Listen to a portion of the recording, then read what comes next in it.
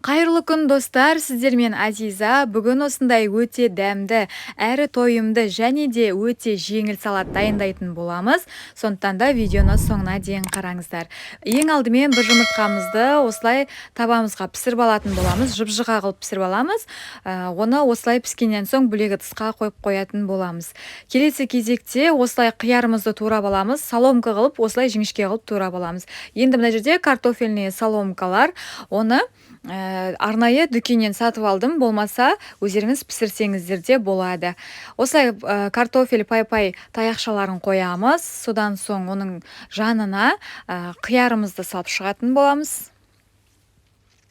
Яғни бірінен соң бірін осылай салып шығатын боламыз. Келесі кезекте жүгерінің суын төгіп тастаймыз да, осылай салып шығатын боламыз. Шамамен 3-4 қасықтай кетті менде.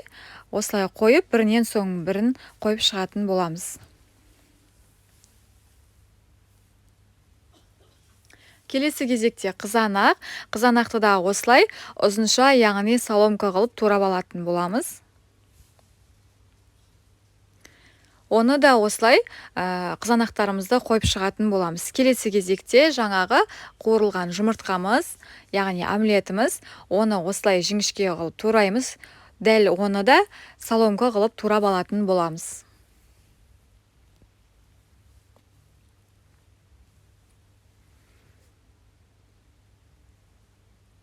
Неке, оны да турап алдық. Оны енді осылай ыдысымызға салып шығатын боламыз. Сонымен салатымыз дайын. Енді майонезімізді құю ғана қалды.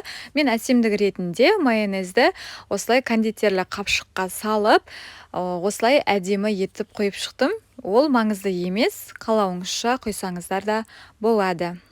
Сонымен біздің салатымыз дайын болды. Сіздер де жасап көріңіздер. Өте оңай, бар болғаны 10 минут уақытымды алды. Өте оңай, жасап көріңіздер. Назарларыңызға рахмет. Сау болыңыздар.